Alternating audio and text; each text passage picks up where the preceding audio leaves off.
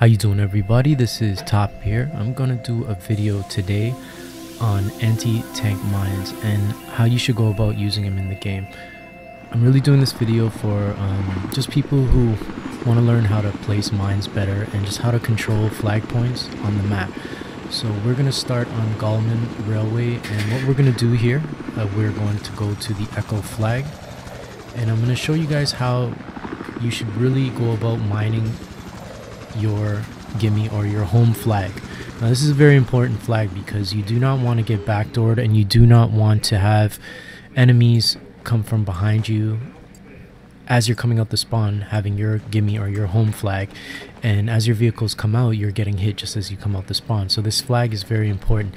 Now the idea here is to mine the burn or the area of where you can capture the flag. Now there's a lot of points, as you can see, where you can come in from this flag, and I'm just gonna go around and show you like different roads and the roads that lead into the flags.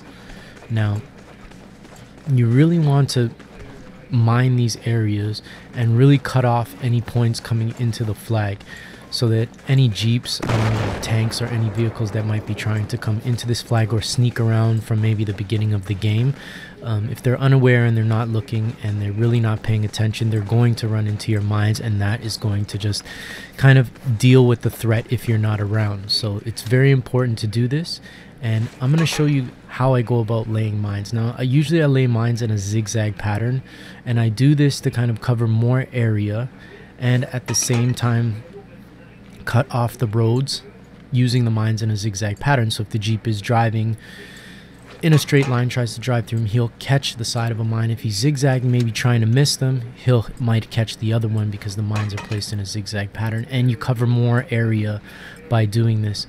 Now you can see how I kind of laid them in that zigzag pattern right there by cutting off the two main roads and cutting off any entry points into the Echo flag. Now this is very important to do. A lot of players really don't effectively use their mines. They'll line them all up together, they'll bunch them all together, so that way when a tank approaches your mines, he only has to shoot one and all the mines will be destroyed. Now that's the worst way to place your mines, because instantly it only takes one tank round for the one round from the tank to destroy all your mines.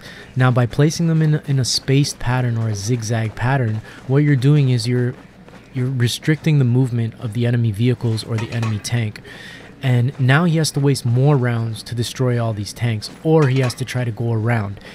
If you work with 2 engineers and your perk is on where you have extra mines, you can have up to 12 mines on one flag. If there's a squad of engineers doing this, just do the math. 5 times 6, that's 30 mines right there.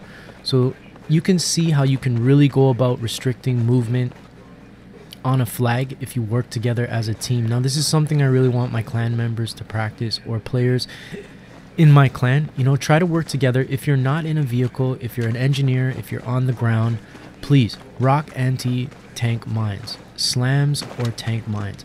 Now once again, I'm just gonna go through here. You can kind of see how I'm doubling up on mines here. This is a really cool tactic that I've got from one of my clan members, Raven.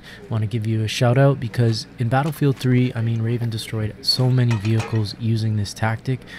Doubling up on mines is really cool because the enemy can only see one, and if he does run over this mine, there will be 2, and that is an insta-kill. So really great way to place mines, doubling up on them. Now you can use this tactic along with, say, the zigzag pattern. One player can put them in the zigzag, or 2 players can mine while another player doubles up over their mines, making the mines even more lethal than they were originally.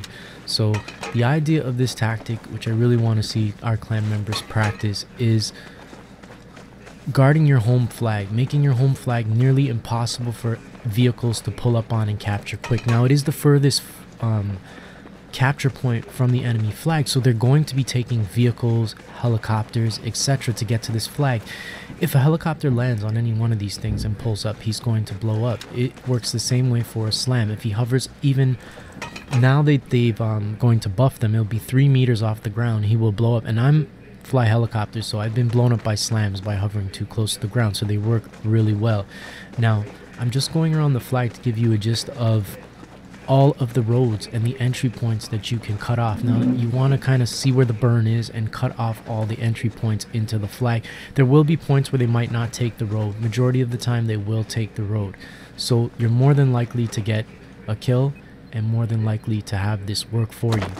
So once again, use your mines and really space them out to restrict movement of vehicles. That is the key to mine placement. Now we're going to move into the slams right now, which are really cool anti-vehicle explosive. The cool thing about these slams is the range and the way you can place them. Now I'm going to place these slams on the wall. Now any tank driver or enemy tank driving up who doesn't really understand the mechanics of the slams will drive into this flag, maybe select to see if they're on the ground, but not realizing they're on the side of the wall, which will catch him and he will get blown up. Now another great way to place them, you can place them on the side of a hill as the enemy tank drives in instead of having them on the main road. You know, you can even place them just a little bit apart from each other. That way when he hits the first mine, it will trigger the second mine and then he will get exploded. So here again, I'm going to show you how we can place them up against the wall or on the side of a hill.